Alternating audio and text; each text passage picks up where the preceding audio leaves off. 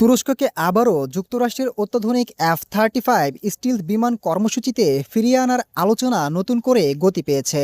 মার্কিন president Donald Trump এই উদ্যোগে ইতিবাচক অবস্থান নিয়েছেন বলে বিভিন্ন আন্তর্জাতিক গণমাধ্যমে খবর প্রকাশিত হয়েছে।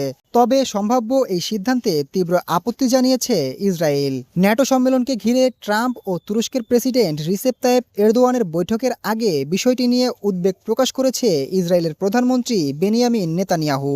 তুরস্কের সাম্প্রতিক ইসরায়েল বিরোধী অবস্থান তুলে ধরে তিনি ট্রাম্পকে সতর্ক করে বলেন, আঙ্কারার হাতে অত্যাধুনিক মার্কিন সামরিক প্রযুক্তি তুলে দেওয়া মধ্যপ্রাচ্যের নিরাপত্তা পরিস্থিতিকে আরও জটিল করে তুলতে পারে। প্রতিবেদনে আরও বলা হয়েছে, গত ৩ জুলাই ট্রাম্পের সঙ্গে ফোনালাপকালে নেতানিয়াহু বিশেষভাবে অনুরোধ করে বলেন, তুরস্ককে F-35 যুদ্ধবিমানের প্রযুক্তি কিংবা এর শক্তিশালী ইঞ্জিন সরবরাহের বিষয়ে যেন সর্বোচ্চ সতর্কতা অবলম্বন করা হয়। উল্লেখ্য, ২০১৯ সালে রাশিয়ার কাছ থেকে S-400 আকাশ প্রতিরক্ষা ব্যবস্থা কেনার পর তুরস্ককে F-35 কর্মসূচি থেকে বহিষ্কার করেছিল যুক্তরাষ্ট্র। ওয়াশিংটনের আশঙ্কা ছিল, একই দেশে S-400 ও F-35 থাকলে যুদ্ধবিমানটির গোপন প্রযুক্তিগত তথ্য রাশিয়ার হাতে পৌঁছে যাওয়ার ঝুঁকি তৈরি হতে পারে। তবে সাম্প্রতিক সময়ে সেই অবস্থানে পরিবর্তনের ইঙ্গিত মিলেছে।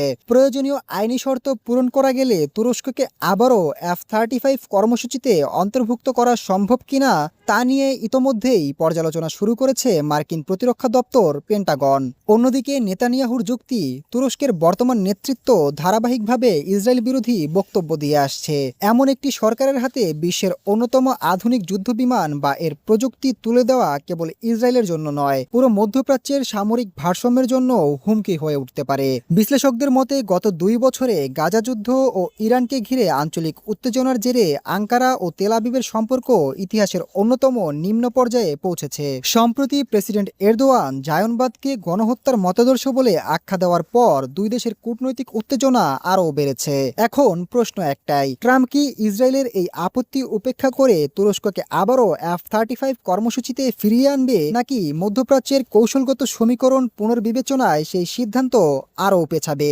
পুরো বিশ্বের নজর এখন সেদিকেই। Desk report, global match.